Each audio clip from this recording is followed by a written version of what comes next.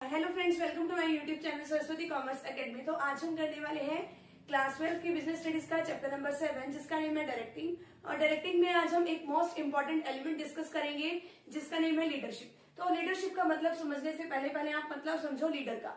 Leader एक ऐसा person होता है जिसके अंदर दूसरों को इन्फ्लुएंस करने की पावर होती है, यानी कि जैसा जैसा लीडर कहता जाता है वैसे वैसे फॉलोअर्स उसकी बात मान के वही बात करने लगते हैं। ठीक है, तो लीडरशिप का मतलब समझते हैं। लीडरशिप का मतलब क्या है? It refers to the influencing others in such a manner. Leader में एक ऐसी क्वालिटी होती है, इस तरीके से वो मतलब ऐसे पर्सन को कन्विंस कर लेता है कि जो भी वो काम करवाना चाहता है उसके फॉलोअर्स वैसा ही काम करके उसको देते हैं। ठीक है, अगर वो कहे कि हाँ भी इस काम को ऐसे नहीं ऐसे कर दो, उसके फॉलोअर्स वैसे ही मान जाएंगे कि हाँ भाई हमें इस काम को ऐसे ही करना है।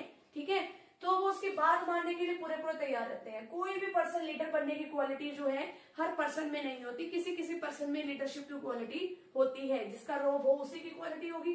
तो अब देखो फीचर्स क्या है लीडरशिप की।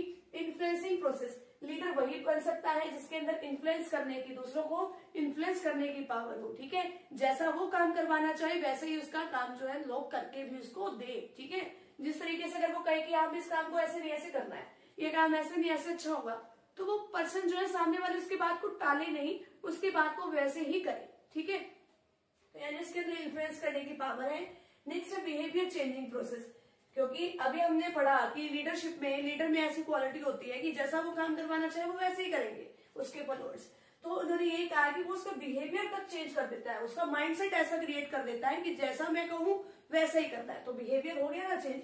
उसके बाद है कॉन्टिन्यूस प्रोसेस। अब देखो लीडरशिप में अभी हम एक ऑर्गेनाइजेशन के पॉइंट ऑफ व्यू से पढ़ रहे हैं, तो लीडरशिप की जरूरत जो है लगातार ऑर्गेनाइजेशन में बनी रहती है, क्योंकि हमें अपने ऑब्जेक्टिव को अचीव करना है। तो लीडर लगातार जो है बताता रहता है अपने वर्कर्स को आप काम को इस तरीके से करो।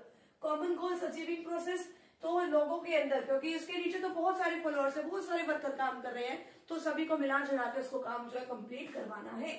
नेक्स्ट है leadership styles. Most important question है, 100% है, एग्जाम में आता ही है। लीडरशिप स्टाइल्स में से 3 नंबर का आ जाए, 4 नंबर का आ जाए। ठीक है, तो लीडरशिप स्टाइल में अपने पास सिर्फ 3 ही स्टाइल्स हैं, ऑटोक्रेटिक, डेमोक्रेटिक और लेजिस्फेयर। लेजिस्फेयर का दूसरा नाम क्या है? Free range. 1 नंबर में आ जाता है कि लेजिस्फेयर का दूसरा नाम क्या है? Free range leadership. ठीक है, तो सबसे पहले autocratic leadership style. Autocratic leadership style में लीडर तो होता है एक, वो अपना ही रोब चलाता है कि जैसा मैं कह रहा हूं आपको वैसे वैसे काम करना है। वो दूसरे पर्सन की कुछ नहीं सुनता कि हाँ भी, ना वो दूसरे पर्सन का सजेशन सुनता, ना वो किसी की बात मानता। वो सिर्फ ऐसे कहते हैं कि जिस तरीके से मैं आपको कह रहा हूँ वैसे ही काम करना है। तो कई लोग तो इस बात से तंग भी आ जाते हैं कि हाँ भाई ऐसे कि हम दूसरों के इन्फ्लुएंस में आके ही काम करें, अपनी मर्जी से कुछ भी काम नहीं करने देता। इसको हम क्या कहते हैं? एक लीडर सेंटर्ड अप्रोच भी कहते हैं। तो ये एक ऐसी लीडरशिप स्टाइल है जिसके अंदर जो लीडर है वो ऐसा शो करते हैं कि जो कुछ करना है बस मेरे को ही करना है, बाकी और कुछ को कोई भी सलाह नहीं देनी, कोई मशवरा नहीं देना, जैसा मैं कहता जा रहा हूँ वैसा वैसा आपको करना है। ठीक है, अब फीचर्स क्या है? Centralised authority. सेंट्रलाइज का मतलब एक होता है सेंट्रलाइज, एक होता है डिसेंट्रलाइज। अगर पावर एक के हाथ में सेंट्रलाइज, अगर पावर सभी के हाथ में हो तो डिसेंट्रलाइज। तो ऑटोक्रेटिक में जो पावर का दूसरा नाम अथॉरिटी होता है, तो सेंट्रलाइज अथॉरिटी का मतलब कि पावर एक के हाथ में, यानी कि सिर्फ लीडर के हाथ में पावर है। नेक्स्ट है सिंगल मैन डिसीजन। मैंने अभी तो कहा कि एक लीडर है, वही अपने अपने चला रहे हैं, तो एक ही पर्सन जो डिसीजन लेता है। डॉगमेटिक लीडर, डॉगमेटिक लीडर का मतलब ये होता है कि वो अपनी बात में किसी भी तरीके का इंटरफेरेंस नहीं चाहता, किसी का भी वो नहीं चाहता कि कोई मेरी बात में दखल अंदाजी करे। नेक्स्ट है वन वे कम्युनिकेशन। एक ही पर्सन जो है कम्युनिकेट करता है, दूसरे पर्सन की तो ना वो सजेशन सुनता। नेक्स्ट इसमें रिजल्ट बेस्ड रिवॉर्ड और पनिशमेंट। ये कहता है कि अगर काम कर लिया तो आपको रिवॉर्ड दिए जाएंगे, काम नहीं किया तो आपको पनिशमेंट दी जाएगी। इसके अंदर डायग्राम क्या है? एक लीडर है, बस लीडर अपनी अपनी बात अपने वर्कर्स को बता रहे हैं, दैट्स इट। इसकी फीचर्स है। एडवांटेज क्या है? एक पर्सन ने तो डिसीजन लेना है तो जल्दी से डिसीजन जो है लिया जाता है।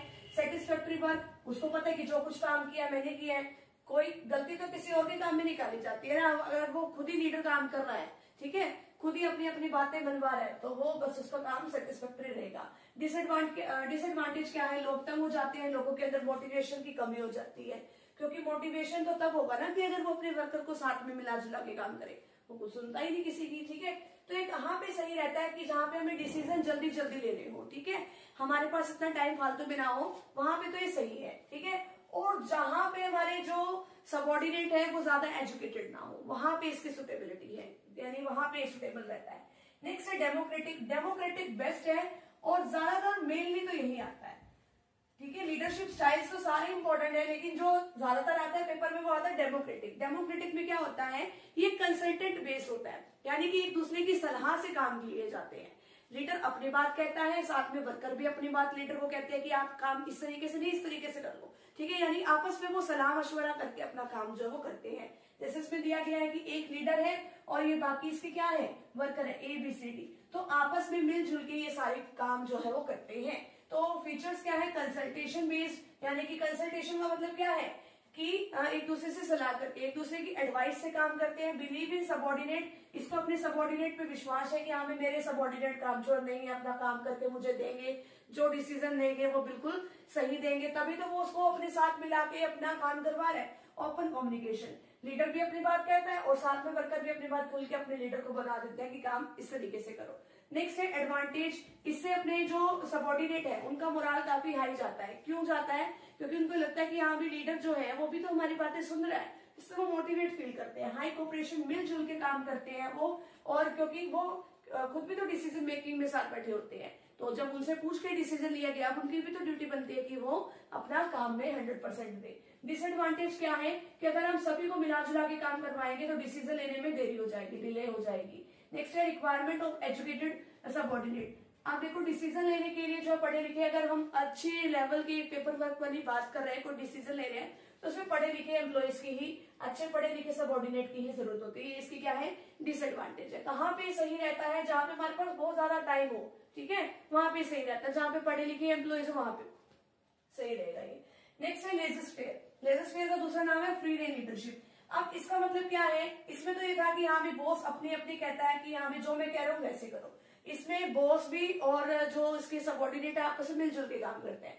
इसमें लीडर क्या कहता है कि मैं तो तुम्हें बस अगर बहुत इंपॉर्टेंट इशू होगा ना तब वहां पे तुम्हें मिलूंगा, वहां पे वो अपना इंटरफेरेंस करता है। अदरवाइज वो सारी की सारी रिस्पॉन्सिबिलिटी अपने किसको दे देता है, सारी पावर सारी रिस्पॉन्सिबिलिटी अपने वर्कर को दे देता है। उसके वर्कर अपने आप ही सारा काम संभालते हैं। तो इसमें क्या है, यानी कि उसको अपने सबॉर्डिनेट पे विश्वास है, तभी तो उसने अपने सारी पावर्स वगैरह किसको दे दी, अपने सबॉर्डिनेट्स को दे दी। हाई डिग्री ऑफ इंडिपेंडेंस, सभी को छूट है, सभी अपनी मर्जी से काम करते हैं, किसी की रोक टोक है ही नहीं है। सेल्फ डायरेक्टेड है, अपने आप सभी काम अपने इंटरेस्ट के अकॉर्डिंग काम कर लेंगे। एडवांटेज क्या है कि यहाँ भी लोगों के अंदर सेल्फ कॉन्फिडेंस जो है बूस्ट होता है। सबॉर्डिनेट के अंदर सेल्फ कॉन्फिडेंस, अगर वो काम करेंगे नए नए जो है उनके आगे कोई डिफिकल्टीज आएंगे अपने आप उसको टैकल करेंगे, तो सेल्फ कॉन्फिडेंस है। हाई लेवल मोटिवेट, अब उनके अंदर हाई लेवल मोटिवेशन तो आएगा कि सारी रिस्पॉन्सिबिलिटी सारी अथॉरिटी जो सबॉर्डिनेट को सभी मिली हुई है, किसने दी हुई है, वो लीडर ने, तो वो हाईली मोटिवेट होते हैं। डिसएडवांटेज क्या है, तो उस बॉस का फायदा ही क्या कि जब वो आ ही रहा किसी भी डिसीजन मेकिंग में, वो कह रहे हैं कि सुनो मैं तो मोस्ट इंपॉर्टेंट उसमें आऊंगा, वो भी अगर आपको जरूरत पड़ी तो उस पर्सन की फिर जरूरत क्या है, lack of importance of managerial post. Next है डिफिकल्टी इन कोऑर्डिनेशन, सभी एक टाइम के बाद अपनी मर्जी चलाएंगे, क्योंकि अगर एक लीडर होगा वो तो अपना कंट्रोल तो रखेगा, अब लीडर ही नहीं है, वो अपना कंट्रोल ही नहीं रख रहा है, वो कह रहा है कि जब जरूरत पड़ेगी जब आऊंगा, तो इतने में तो आपस में लड़ाई झगड़े वहां पे होने शुरू हो जाएंगे। तो ये इसकी क्या है, डिसएडवांटेज है। इसमें से एक 100% है, आना ही आना है, मोस्ट प्रोबेबली तो डेमोक्रेटिक ही आता है, बाकी लीडरशिप है तीनों ही मोस्ट इंपॉर्टेंट है, और इसका नाम जो है एक नंबर में आ ही जाता है। तो फ्रेंड्स यहाँ पे हमारा ये वाला टॉपिक जो है कंप्लीट होता है, तो यहाँ तक का जल्दी से आप स्क्रीनशॉट ले लीजिए। अगर आप चैनल पे न्यू है तो चैनल को प्लीज लाइक एंड सब्सक्राइब जरूर कर देना। मिलते हैं नेक्स्ट टॉपिक के साथ, नेक्स्ट वीडियो के साथ। Thank you very much.